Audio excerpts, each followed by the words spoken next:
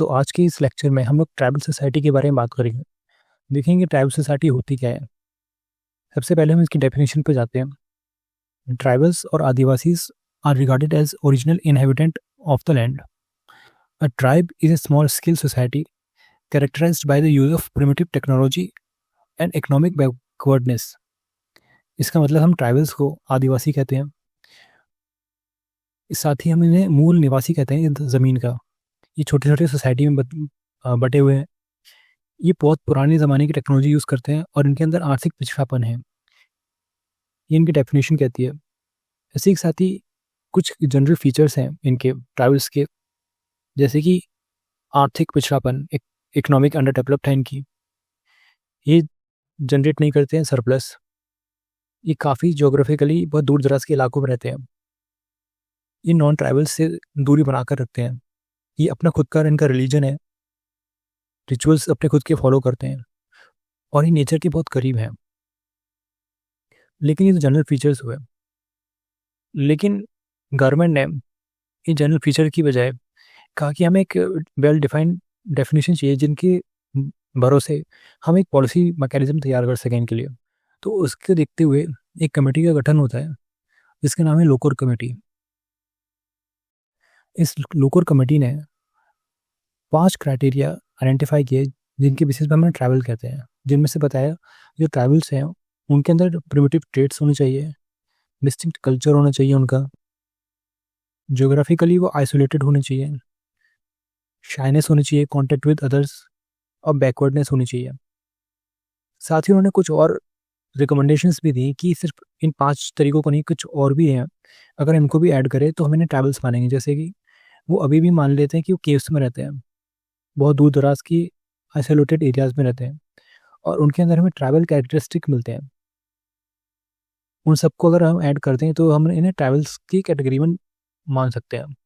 ये local committee की recommendation थी। तो अब हम लोग खुद इनकी डाइवर्सिटी के बारे में पता करते हैं। जो diversity in present in tribal society, 2011 का सेंसस हमें बताता है कि भारत के अंदर इस वक्त 705 शेड्यूल ट्राइब्स हैं, जो भारत की पॉपुलेशन का 8.6% है, तकरीबन 10 करोड़ से कुछ ज़्यादा। ज्योग्राफिकली जो पूरे भारत में फैले हुए हैं और हमने इन्हें 5 हिस्सों में बांटा हुआ है, जैसे हिमालय रीजन के अंदर, central India, western region, southern reason और आइलैंड्स के ऊपर। साथ ही इनके अंदर हमें ग्रेट रेशियल डाइवर्सिटी भी देखने को मिलती है, जैसे कि हमारे नॉर्थ ईस्ट में या हिमालयन एरियाज़ के अंदर मंगोलॉयड ट्राइब्स मिलती है जिनके मंगोलॉयड फीचर्स होते हैं। साउथ के अंदर हमें ड्रेविडियन ट्राइबल्स रेस मिलती है। नॉर्थ के अंदर हमें आर्यन रेस मिलती है। उसके बाद हमें प्रोटो ऑस्ट्रेलोइड रेस मिलती है। ये जो प्रोटो ऑस्ट्रेलोइड रेस है वो हमें छत्तीसगढ़, झारखंड, उड़ीसा के आसपास के इलाकों में मिलती है। उसके बाद हमें नेग्रेटो रेस भी मिलती है जो हमें साउथ इंडिया या वेस्ट इंडिया में आसपास मिलती है। साथ ही हम ये भी देखते हैं कि जो ट्राइबल्स हैं वो अलग अलग लेवल पर उनका सोशियो इकोनॉमिक डेवलपमेंट हुआ है।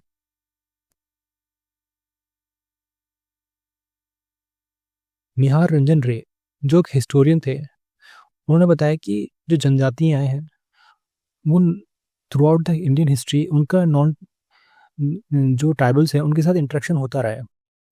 कुछ एग्जांपल्स ये हैं उन्होंने कि जैसे कि हिंदू मैथोलॉजी है, उन्होंने बताया कि भीम की जो वाइफ हिडिंबा है वो एक आदिवासी थी। चित्रांगना जो एक नागा प्रिंसेस थी वो अर्जुन की वाइफ थी। एकलव्य एक ट्राइबल बॉय जिसके बारे में हम सब जानते हैं। एनकी बोस ने बताया कि ट्राइबल्स हैं have been accommodated into Hindu fold by method of absorption. N K Bose ने बताया कि जो ट्राइबल्स हैं वो हिंदू सोसाइटी के बहुत सारे फीचर्स को एब्जॉर्ब कर चुके हैं, तो उन्होंने एक टर्म दिया उसे एब्जॉर्प्शन। एफसी वेली ने बताया कि हमें डायकोटॉमी छोड़ देनी चाहिए ट्राइबल्स और कास्ट की, जो कि हमें अलग अलग नहीं देखना चाहिए, बल्कि इन्होंने ट्राइबल्स और कास्ट को जोड़ के एक टर्म ईजाद कर दिया, ट्राइब कास्ट कॉन्टिनम। घुरे ने कहा कि जो जो ट्राइबल्स हैं वो कोई नॉन हिंदूज नहीं है, वो हिंदुओं से परी नहीं है, बल्कि उन्होंने कहा कि ये बैकवर्ड हिंदूज हैं, यानी पिछड़े हुए हिंदूज हैं। इसी के साथ ही देवदत्त पटनायक जो कंटेम्प्रेरी एंडोलॉजिस्ट भी हैं, उन्होंने कहा कि जो जंगल है वो सिर्फ ट्राइबल्स का सेंट्रल आइडेंटिटी नहीं है, बल्कि जो हिंदुज़म है उसमें भी जंगल, ज़मीन, पानी, पहाड़, पेड़, जानवरों को काफ़ी सेंट्रल थीम में रखा गया है। इंद्र द्विवेदी ने बताया कि forest is a great source of enlightenment in Hinduism. Many deities of the tribals have been incorporated into Hinduism. Indra Dwivedi बताते हैं कि जो फॉरेस्ट है वो ग्रेट सोर्स है एनलाइटनमेंट का। वो एग्जांपल देते हैं, जैसे गौतम बुद्ध हो गए, महावीर हो गए, चंद्रगुप्त मौर्य हो गए, वो जंगलों में गए, वहाँ उन्होंने तपस्या की और इनलाइटनमेंट हासिल किया। इसी के साथ उन्होंने बताया कि जो आज ट्राइबल सोसाइटी हम देखते हैं उसके बहुत सारे फीचर्स को हिंदू सोसाइटी ने अडॉप्ट कर लिया है। जैसे बताते हैं कि माँ छिन्नमस्तिका को आज हम लोग एक शक्तिपीठ की तरह पूजते हैं, देवी के रूप में।